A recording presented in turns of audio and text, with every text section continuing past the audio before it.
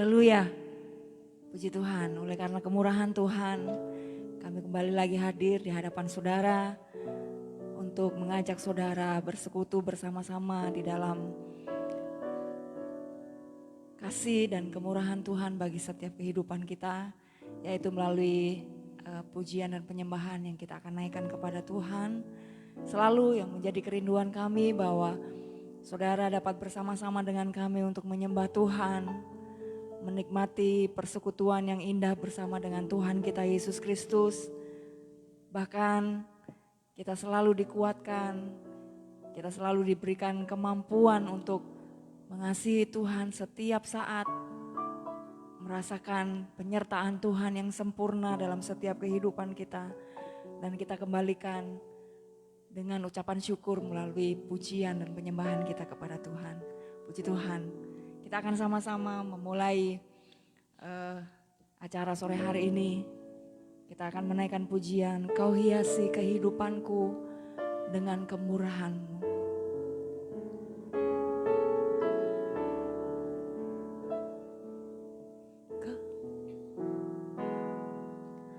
Kau hiasi kehidupanku dengan kemurahan-Mu.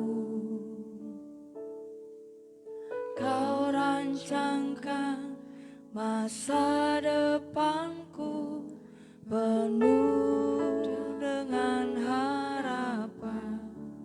Kau hiasi kehidupanku.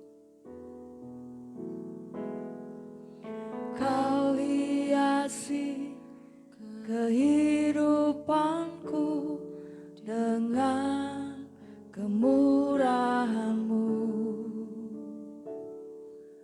Kau rancangkan masa depanku penuh dengan harapan. Aku ada saat ini, semuanya karena kasih-Mu. Aku hidup hari ini, semua berkat kemurahan-Mu. Terima kasih Yesus, Engkau sangat baik, teramat baik bagiku. Kau hiasi kehidupanku. Kau hiasi kehidupanku dengan kemurahan-Mu. Kau rancangkan masa depanku penuh dengan harapan. Aku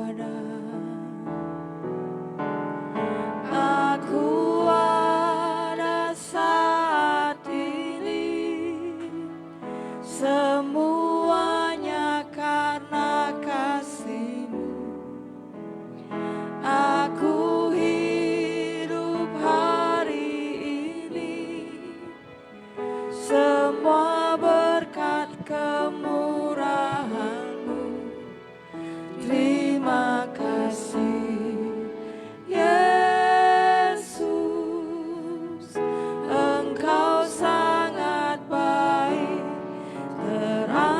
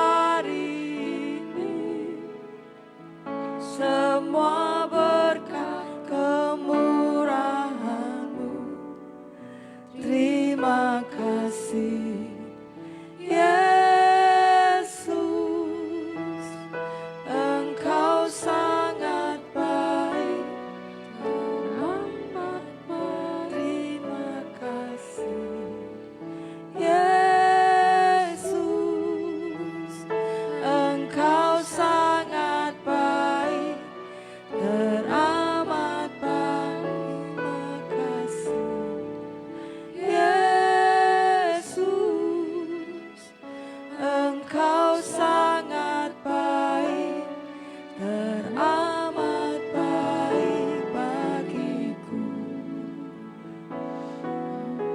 Sembah Tuhan, sembah Tuhan. Terima kasih Yesus, Engkau baik, teramat baik Yesus. Terima kasih, terima kasih.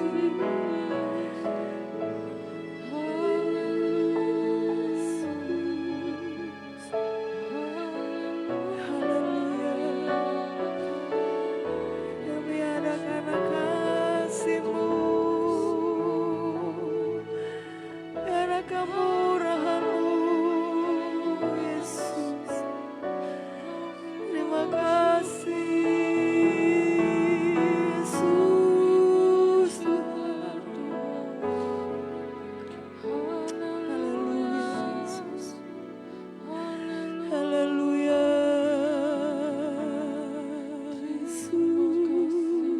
Yesus.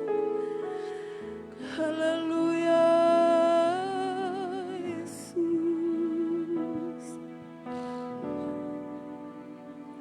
Aku ada saat ini, semuanya karena kasih-Mu.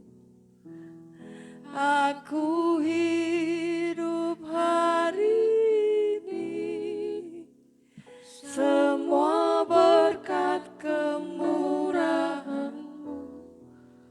Terima kasih Yesus, Engkau sangat baik, teramat baik. Terima kasih Yesus, Engkau sangat baik, teramat baik bagiku. Haleluya, Yesus. Sungguh apabila kami boleh merenungkan segala yang terjadi dalam kehidupan kami, Engkau sangat baik bagi kami Tuhan. Engkau selalu menghiasi kehidupan kami dengan kemurahan-Mu. Engkau selalu menyertai kami dengan kebaikan-kebaikan-Mu. Ya Tuhan, sehingga kami boleh terpesona akan kasih-Mu yang besar itu dalam setiap kehidupan kami. Terpujilah Engkau Tuhan Yesus, Allah yang hidup, Allah yang selalu mengasihi kami dengan kasih yang kekal, bahkan selalu menopang kami dengan kasih-Mu yang tidak pernah berkesudahan bagi kami. Terpujilah nama-Mu. Bila sebentar kami akan bersama-sama merenungkan kebenaran firman Tuhan. Kami rindu membuka hati kami untuk kami boleh diisi oleh kebenaran firman-Mu. Kami rindu bahwa kuasa firman-Mu menjamah kami, memberikan kami pengertian akan kehendak-Mu dalam setiap jalan hidup kami ya Tuhan. Roh Kudus, mampukan kami untuk dapat mengerti setiap apa yang Tuhan firmankan dalam setiap kehidupan kami. Hati kami terbuka di hadapan-Mu pada kesempatan sore hari ini Tuhan. Pakai hamba-Mu, pakai kami yang ada, pakai setiap kami yang mengikuti acara kami pada sore hari ini dengan pengurapan yang daripada-Mu. Sehingga sama-sama kami boleh diisi oleh kebenaran firman Tuhan. Kami diubahkan oleh kebenaran firman Tuhan. Kami dijadikan semakin indah untuk membawa kemuliaan bagi nama Tuhan. Terpujilah nama-Mu. Penyampaian firman Tuhan dari awal sampai selesainya, kami menyerahkan di dalam tangan pimpinan Tuhan. Dalam nama Tuhan Yesus Kristus, kami akan menyambut firman-Mu. Haleluya. Amin. Puji Tuhan. Sore hari ini sudah menjadi doa kami bersama bahwa kita diberikan pengertian oleh Tuhan akan apa yang sama-sama kita selidiki dari kebenaran firman Tuhan. Kali ini saya akan mengajak saudara untuk bersama-sama belajar dari seorang yang bernama Yakub ya saudara, di dalam perjanjian lama. Satu tokoh yang memang tidak asing lagi bagi setiap kita. Dan ada satu peristiwa yang dicatat di dalam Kejadian pasalnya yang ke-32 saudara. Saya akan memberikan tema yaitu perjumpaan dengan Tuhan. Dan ini juga yang dialami oleh Yakub sebagai contoh bagi setiap kehidupan kita untuk pengiringan kita kepada Tuhan Yesus Kristus. Di dalam Kejadian pasalnya yang ke-32, mulai dari ayat yang ke-22 sampai ayat yang ke-30 saja. Itu ada satu judul tentang satu peristiwa mengenai pergumulan Yakub dengan Allah. Ya saudara, kita akan membaca ayat-ayat ini. Bagi saudara yang sudah memegang Alkitab, saudara bisa menyimaknya dan saya akan membacakannya. Dari Kejadian pasalnya yang ke-32, ayatnya mulai dari 22 sampai ayatnya yang ke-30.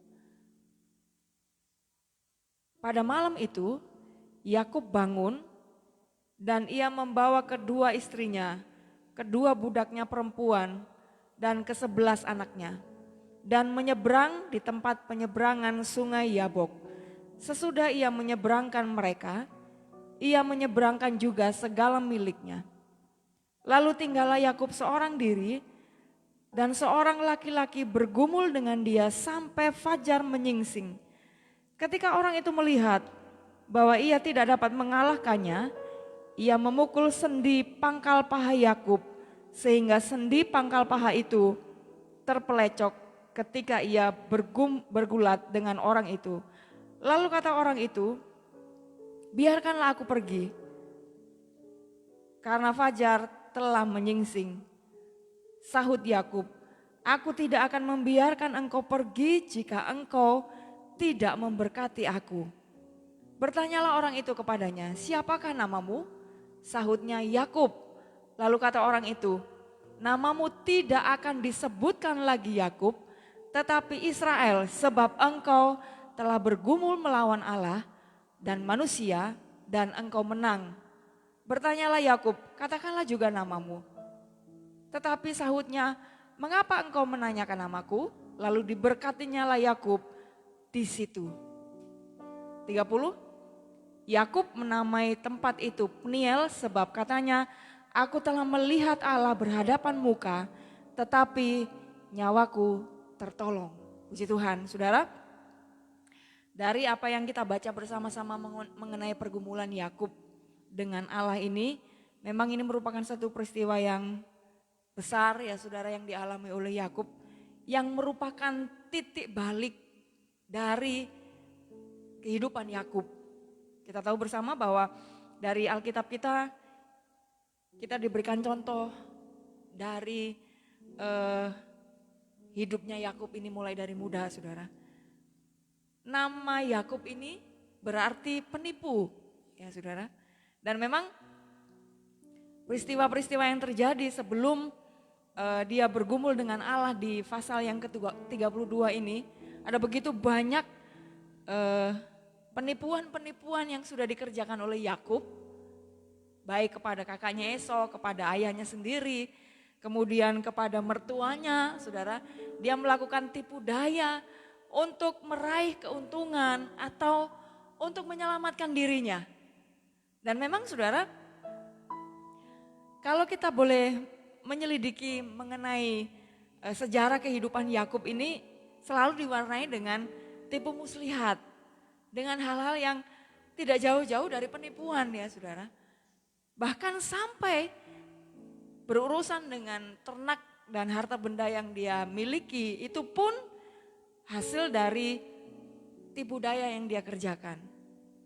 Nah, saudara yang dikasih oleh Tuhan, memang semenjak dosa menguasai manusia, manusia menjadi jahat di hadapan Allah. Dan tentu dari lahir sifat-sifat jahat ini tanpa harus dia ajari, itu bisa dengan secara otomatis kita kerjakan ya saudara. Karena memang dosa ini begitu berpengaruh dalam kehidupan manusia sehingga jauh dari hadirat Tuhan dan otomatis memiliki kehidupan sekehendak hatinya. Bisa saja pada saat-saat tertentu di mana kita merasa nyawa kita terancam, kita mencari daya dan upaya untuk mungkin menipu, untuk mungkin saudara menyelamatkan diri kita sendiri dengan hal-hal yang jahat di mata Tuhan. Dan memang setelah dia lari dari rumahnya karena penipuan yang dia kerjakan kepada ayahnya Ishak dan kemudian kepada kakaknya ya saudara Esau ini, di mana dia mengambil hak kesulungan yang seharusnya dimiliki oleh Esau, akhirnya dia lari. Dan singkat cerita, akhirnya dia memiliki istri, anak-anak, dan harta benda. Dan Tuhan berfirman supaya dia kembali lagi ke tanah kelahirannya, yaitu Kanaan. Di tengah perjalanan saudara, kalau kita melihat di pasal ini, Yakub sedang mengalami ketakutan yang luar biasa karena dia harus berjumpa dengan Esau yang sudah dia tipu beberapa puluh tahun silam. Kalau sedikit kita boleh saudara memperhatikan situasi yang sedang dihadapi oleh Yakub ini, mungkin kalau dia sedang sendirian atau belum memiliki istri dan anak-anak serta harta benda yang begitu banyak, Alkitab katakan mungkin bisa saja diatasi. Tetapi ketakutan yang begitu kuat saudara, yang sedang dihadapi oleh Yakub ini adalah karena dia memikirkan istri dan anak-anaknya. Sehingga saudara, kalau kita memperhatikan mulai dari ayatnya yang pertama, Yakub takut bertemu dengan Esau, kemudian berlanjut dia memiliki cara-cara supaya melunakkan hati Esau, supaya nyawanya dan nyawa istri serta anak-anaknya boleh diselamatkan. Tapi toh pada akhirnya ketakutan itu terus menyerang Yakub. Sehingga saudara pada akhirnya dia menyeberangkan seluruh istri dan anak-anaknya dan budak-budaknya serta harta bendanya. Kemudian dia tinggal untuk, firman Tuhan katakan, bergumul dengan Allah. Saya cukup heran membaca apa yang dikerjakan oleh Yakub ini, karena memang dia memiliki tekad yang begitu kuat saudara.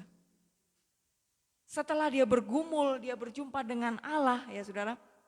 Di dalam ayat-ayatnya yang tadi kita sudah baca tadi, dia berketetapan untuk sepanjang malam dia akan memenangkan pertandingan itu, pergumulan itu. Karena dia menginginkan bahwa kemenanganlah yang dia punya. Kemenanganlah yang berpihak kepada dirinya. Dan saudara, ini kasih oleh Tuhan, peristiwa ini berjalan begitu rupa sampai akhirnya dengan sangat jelas di sana dikatakan bahwa yang bergumul dengan Yakub ini tahu bahwa dia tidak akan dapat mengalahkan Yakub, sehingga dia memukul pangkal sendi daripada Yakub ini sehingga terpelecok. Saudara, secara logika kita, kalau seseorang yang adalah manusia biasa bertemu dengan Allah, mana mungkin bisa kalah ya saudara. Tetapi kita melihat bagaimana hikmat yang dimiliki oleh Tuhan ini untuk dapat membuat seorang Yakub yang sebelumnya adalah seorang penipu, memiliki kehidupan yang campur baur ya saudara, tidak benar-benar lurus di hadapan Tuhan, tapi dia campur dengan hikmatnya sebagai manusia dan melakukan trik-trik atau penipuan-penipuan yang dapat menyelamatkan hidupnya. Tapi di saat itulah Tuhan memberikan kemenangan itu kepada Yakub. Dan saudara, di akhir pergumulan itu, satu kata-kata yang disampaikan oleh Tuhan ya saudara, karena di sini disampaikan sebagai malaikat Tuhan, tetapi sebetulnya ini adalah Tuhan sendiri yang menjumpai Yakub. Ayat yang ke-27, bertanyalah orang itu kepadanya, siapakah namamu? Sahutnya, Yakub. Lalu kata orang itu, namamu tidak akan disebutkan lagi Yakub, tetapi Israel, sebab engkau telah bergumul melawan Allah dan manusia, dan engkau menang. Saudara yang dikasihi oleh Tuhan, dengan jujur, Yakub menyampaikan bahwa namanya adalah Yakub. Dia mengakui bahwa hidupnya yang dulu itu penuh dengan tipuan, penuh dengan tipu muslihat, penuh dengan segala cara untuk supaya dia aman, mendapatkan kekayaan yang besar dengan menghalalkan segala cara, begitu ya saudara. Tapi di hadapan Tuhan, akhirnya nama Yakub ini diubahkan menjadi Israel. Arti kata Israel ini adalah berjuang dengan Allah. Ada juga terjemahan lain yang katakan ini adalah pahlawannya Allah ya saudara. Tetapi yang menjadi sorotan kita pada kesempatan sore hari ini adalah bagaimana kehidupan Yakub diubahkan setelah dia mengalami perjumpaan secara pribadi dengan Tuhan. Dari seorang penipu, dari seorang Yakub, ya saudara, menjadi seorang Israel.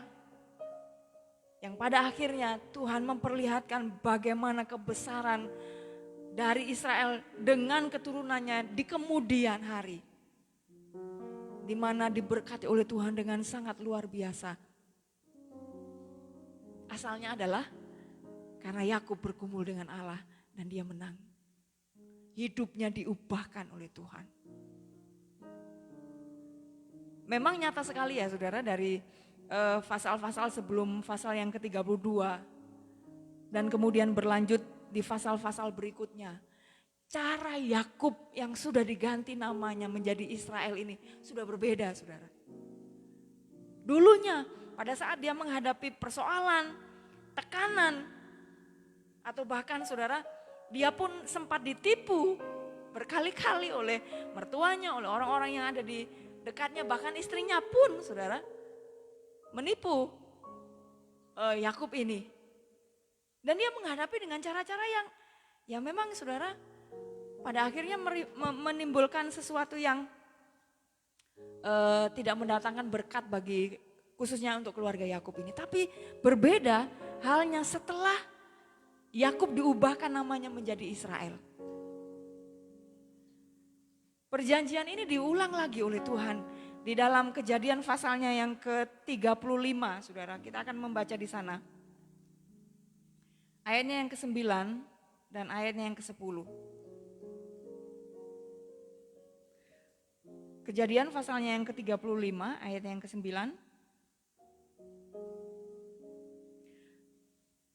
Setelah Yakub datang dari Padan Aram, maka Allah menampakkan diri pula kepadanya dan memberkati dia. Firman Allah kepadanya, namamu Yakub, dari sekarang namamu bukan lagi Yakub, melainkan Israel. Itulah yang akan menjadi namamu. Maka Allah menamai dia Israel. Lagi firman Allah kepadanya, akulah Allah yang maha kuasa, beranak cuculah dan bertambah banyak, satu bangsa, bahkan sekumpulan bangsa-bangsa akan terjadi daripadamu dan raja-raja akan berasal daripadamu. Dan negeri ini yang telah kuberikan kepada Abraham dan kepada Ishak akan kuberikan kepadamu dan juga kepada keturunanmu. Luar biasa saudara. Setelah Yakub mengalami perjumpaan pribadi dengan Tuhan, hidupnya diubahkan, namanya diubahkan. Saudara, ada berkat-berkat yang menyertai kehidupannya yang disediakan oleh Tuhan. Dan tentu saudara, menjadi kerinduan Tuhan kepada kita sebagai orang-orang yang percaya kepada namanya. Apa yang sudah dialami oleh Yakub ini juga menjadi bagian dalam setiap kehidupan kita. Tuhan menginginkan kita mengalami perjumpaan secara pribadi dengan Tuhan kita. Sudahkah saudara mengalami hal itu? Ataukah selama ini saudara hanya menjadi seseorang yang merasa diri saudara Kristen, ya sudah cukup. Tanpa ada usaha-usaha yang lain untuk saudara bisa mengalami perjumpaan secara pribadi dengan Tuhan. Hidup saudara diubahkan tatkala saudara benar-benar menikmati persekutuan dengan Tuhan secara pribadi. Ini merupakan sesuatu yang sangat penting, saudara. Karena apa? Kalau kita mengiring Tuhan tanpa mengalami perjumpaan secara pribadi, hidup kita akan sama saja. Tidak akan pernah ada perubahan. Sifat-sifat kita yang lama pun tidak akan pernah dikikis dengan kemampuan kita sendiri. Kalau kita tidak melibatkan Allah, tinggal menjamah hidup kita. Bahkan saudara, mengubahkan hidup kita. Di dalam Kolose pasal yang ketiga ayat yang ke-10, saudara, satu tulisan dari Rasul Paulus kepada jemaat yang ada di Kolose. Kolose pasalnya yang ketiga, ayat yang ke-10.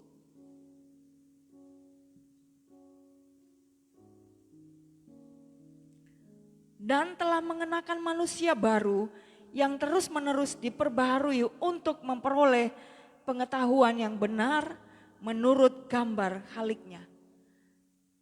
Saudara, sebagai orang yang percaya kepada Tuhan Yesus, perlu sekali kita mengalami perubahan hidup.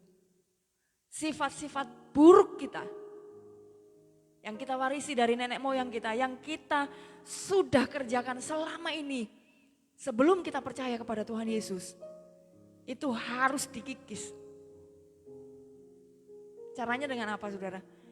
Kita membuka diri kita untuk diperbaharui oleh Tuhan Yesus sendiri dalam kehidupan kita. Hanya Yesus yang bisa merubah hidup kita. Oleh sebab itu, jumpailah Dia secara pribadi. Kenalah Tuhan pribadi lepas pribadi. Saudara, kekristenan adalah satu pengalaman yang kita alami secara pribadi. Enggak rombongan, saudara. Enggak apa yang dikatakan oleh orang, oh iya itu Tuhan. Tetapi kita harus mengalami secara pribadi. Baik itu perjumpaan secara pribadi maupun saudara kesediaan kita untuk diperbaharui. Tentu dengan kuasa firman dan Roh Kudus yang sudah Tuhan anugerahkan dalam setiap kehidupan kita orang-orang percayanya. Sekali lagi, sampai di mana hidup kita sekarang? Apakah selama kita bertahun-tahun mengiring Tuhan, hidup kita sama saja seperti itu? Yang tadinya kita emosian, tetap sama saja sampai sekarang kita menjadi orang-orang yang emosian? Orang-orang yang penuh tipu muslihat seperti Yakub tadi, dan kita mengiring Tuhan, ya tetap aja sifat yang seperti itu masih kita miliki sampai saat ini. Jangan merasa aman, saudara. Karena kalau kita tinggal dalam keadaan yang seperti itu, kita tidak akan dapat menerima janji-janji Tuhan yang begitu besar yang Dia sediakan bagi setiap kehidupan kita yang percaya kepadanya.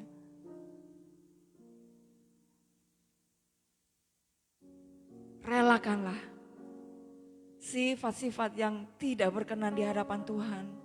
Tabiat-tabiat duniawi, tabiat-tabiat hidup kita yang lama itu dikikis oleh Tuhan sedikit demi sedikit.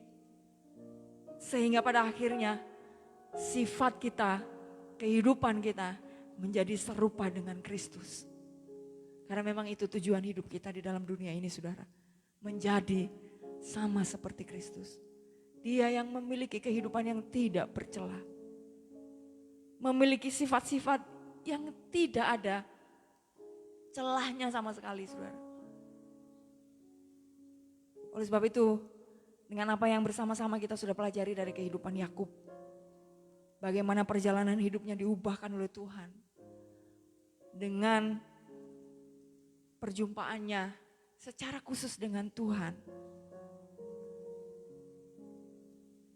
Dan akhirnya dia membawa seluruh keluarganya untuk membangun mezbah Tuhan. Di Betel ya saudara. Ini mengandung pengertian bahwa di saat seorang pemimpin keluarga memiliki kehidupan yang diubahkan oleh Tuhan, berjumpa secara pribadi dengan Tuhan, dapat membangun mezbah keluarga yang berkenan di hadapan Tuhan. Kalau kita kembali di dalam pasal yang ke-35 tadi, Yakub memerintahkan seluruh isi rumah tangganya, baik istrinya, budak-budaknya, anak-anaknya untuk menyingkirkan segala berhala-berhala yang mereka bawa. supaya hidup mereka layak di hadapan Tuhan. Dan memang semenjak saat itu pembelaan Tuhan semakin luar biasa. Ada hal-hal yang heran yang dikerjakan oleh Tuhan melalui kehidupan Yakub sampai dia menjadi satu bangsa yang besar, bangsa yang diberkati oleh Tuhan, bangsa yang memiliki raja-raja yang ternama. Asalnya dari mana, saudara?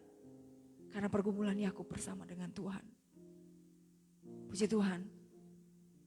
Biarlah kebenaran firman Tuhan ini dapat memberkati setiap saudara yang menyaksikannya.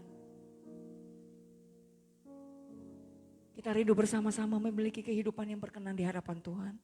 Kehidupan yang diubahkan. Kehidupan yang terus diperbaharui.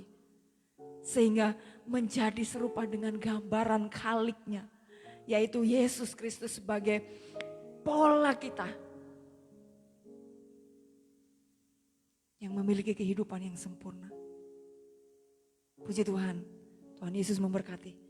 Saya akhiri penyampaian firman Tuhan pada kesempatan sore hari ini. Tetap kuat di dalam Tuhan. Persilakan Dia untuk bekerja di dalam kehidupan kita. Seperti doa yang dinaikkan di dalam Kolose pasalnya yang ketiga ayat yang ke-10 tadi. Kita rindu selalu diperbaharui kehidupan kita. Sehingga semakin menjadi sempurna sama seperti Kristus. Tidak mudah, namun bersama dengan Tuhan kita dapat berjalan dan melewati itu semua. Amin. Puji Tuhan. Haleluya. Nyanyikan pujian Bapa Kau Setia, Bapa Kau Mulia.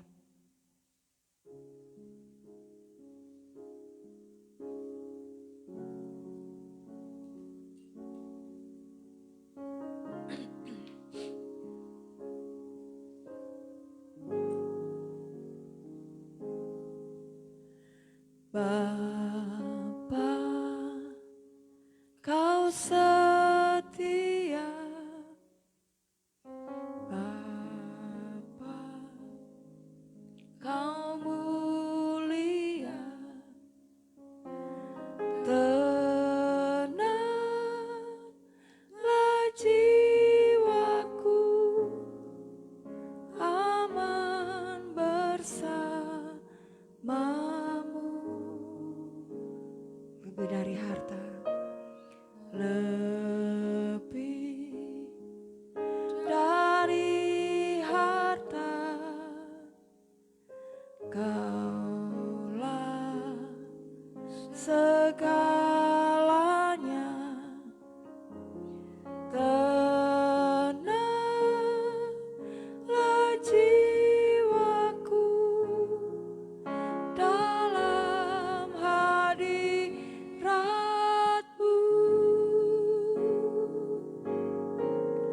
Kau tunjukkan kasih setiamu.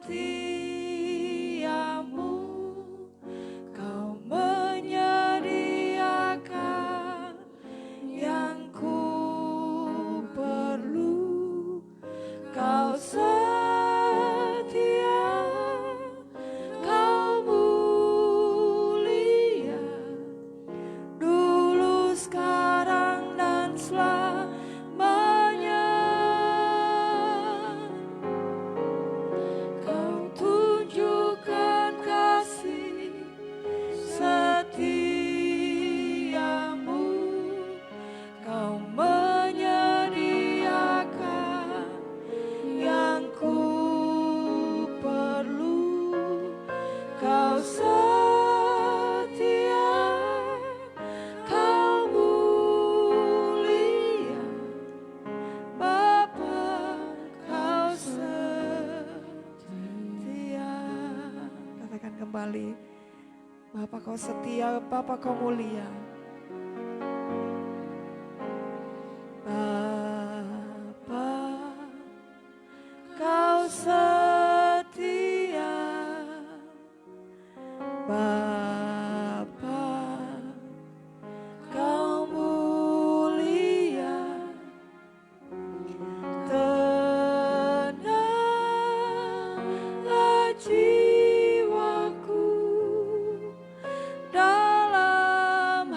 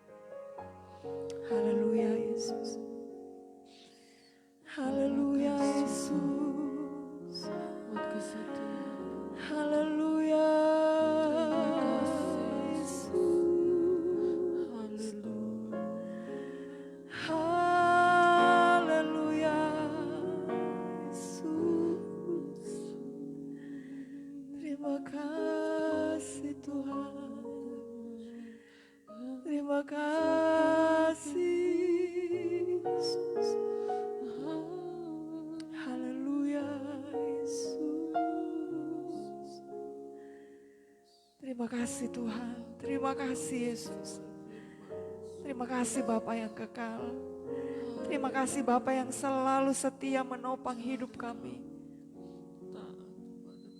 Kami menerima kebenaran firman-Mu pada kesempatan malam hari ini Tuhan. Benar-benar kami rindu bahwa setiap kehidupan kami selalu diperbaharui, semakin hari semakin indah di hadapan-Mu Tuhan. Hidup kami diubahkan semenjak kami berjumpa dengan Engkau ya Yesus Tuhan. Menjadi kerinduan kami bahwa janji-janji-Mu tergenapi atas kami bila kami mau menurut dan kami mau dibentuk oleh Engkau sendiri. Sehingga menjadi serupa dengan Engkau ya Yesus. Terima kasih Tuhan. Terima kasih buat kebenaran firman Tuhan malam hari ini. Itu menjadi benih-benih yang akan terus bertumbuh di dalam setiap hati kami yang terbuka di hadirat-Mu ya Tuhan. Hati yang selalu rindu untuk ditaburi oleh benih firman Tuhan. Sehingga semakin hari hidup kami semakin berkenan kepadamu ya Tuhan. Terpujilah Engkau Tuhan Yesus. Terima kasih. Terima kasih Bapa. Kami menerima firman Tuhan. Kami menerimanya dan menyimpannya di dalam hati kami. Dan kami menyediakan hidup kami untuk terus diperbaharui dari hari ke hari. Sampai menjelang kedatangan-Mu yang kedua kali. Dan Engkau mendapati hidup kami berkenan di hadapan-Mu ya Tuhan. Terpujilah nama-Mu. Terima kasih. Di dalam nama Tuhan Yesus Kristus kami mengalaskan doa kami. Haleluya. Amin. Puji Tuhan. Demikian saudara. Dari mulai kita menyembah Tuhan sampai kita bersama-sama merenungkan kebenaran firman Tuhan. Ini pun dapat menguatkan setiap kita, dapat menyegarkan iman kita kembali. Dan bahkan kita semakin dibawa untuk memiliki kehidupan yang berkenan di hadapan Tuhan. Puji Tuhan. Tuhan Yesus memberkati setiap saudara yang bersama-sama dengan kami dari awal sampai di penghujung acara ini. Apapun yang sedang saudara kerjakan, biarlah berkat-berkat yang daripada Tuhan selalu tercurah bagi setiap orang yang mengutamakan Dia. Haleluya. Sampai bertemu di ibadah live streaming berikutnya. dengan hamba-hamba Tuhan yang dipakai oleh Tuhan, dengan pujian-pujian yang kita naikkan kepada Tuhan untuk menyenangkan hati Bapa dan Tuhan Yesus Kristus kita. Haleluya, puji Tuhan.